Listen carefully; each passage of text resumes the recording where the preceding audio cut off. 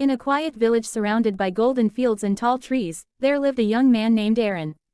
From the outside, his life looked ordinary. He had food, shelter, and a family that cared for him. Yet inside his mind, there was a constant storm.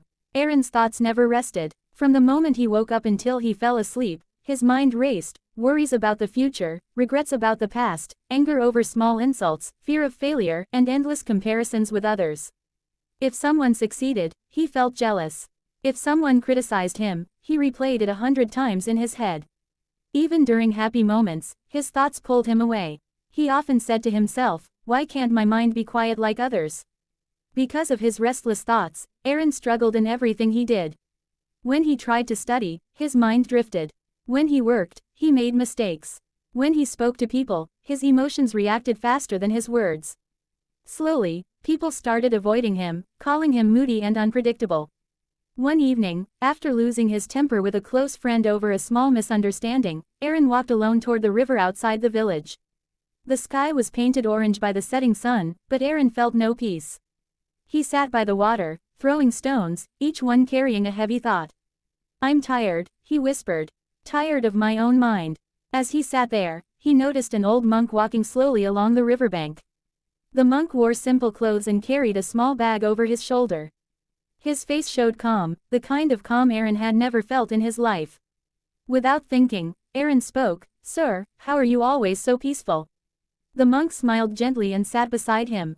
"Because I do not believe everything my mind tells me." Those words struck Aaron like lightning. "What do you mean?" Aaron asked. The monk pointed toward the river. "Look at the water. Sometimes it is calm, sometimes it is rough. But the river remains the river. Thoughts are the same. They come and go, but you are not your thoughts." Aaron frowned. "But my thoughts control me." The monk chuckled softly. "No, you allow them to." Intrigued, Aaron asked the monk to teach him how to control his thoughts. The monk studied him for a moment and then nodded. "Come with me tomorrow morning, before sunrise," the monk said. "Your lesson begins at dawn." The first lesson, watching the mind. The next morning, Aaron met the monk under a large tree near the river. The monk asked him to sit quietly and close his eyes. "Do nothing," the monk said. "Just watch your thoughts." At first, Aaron laughed inside his mind. This is easy. But within seconds, thoughts flooded in, unfinished tasks, old arguments, future fears.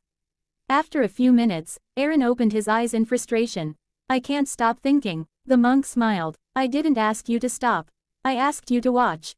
"But what's the difference?" The monk picked up a leaf floating on the water. "When you chase your thoughts, they drag you away like a strong current. When you watch them, they float past like this leaf." That day, Aaron learned something new. Thoughts lose power when you stop fighting them. The second lesson, choosing which thoughts to feed. On the second day, the monk handed Aaron 2 small bowls. In one bowl, imagine good thoughts, patience, gratitude, focus. In the other, place anger, fear, jealousy. Then the monk asked, "If you feed only one bowl every day, which grows?" "The one I feed," Aaron replied. "Exactly," said the monk. "Your mind works the same way." Aaron realized that he spent years feeding negative thoughts, replaying insults, imagining failures, expecting the worst. No wonder his mind was heavy. From that day on, whenever a negative thought appeared, Aaron asked himself, "Do I want to feed this, or let it starve?" The third lesson, pausing before reacting. One afternoon, a villager insulted Aaron unfairly. His old self would have reacted instantly, fueled by anger. But this time, Aaron remembered the monk's words. Pause, breathe, choose. He took a deep breath and stayed silent. The anger passed like a cloud. Later, the monk said, "Between a thought and an action lies your power. That space decides your future." This lesson changed Aaron's relationships. He began responding instead of reacting. People noticed the difference. The fourth lesson, the mind is a tool, not a master. On the final day, the monk gave Aaron a simple task: carry water from the river using a cracked pot. No matter how carefully Aaron walked, water kept leaking out. "This pot is useless," Aaron complained. The monk laughed. "Yet the path you walked is now clean." Then he said, "Your mind is like this pot. Imperfect, leaky, noisy, but useful when guided properly." Aaron understood. The mind is meant to serve us, not rule us.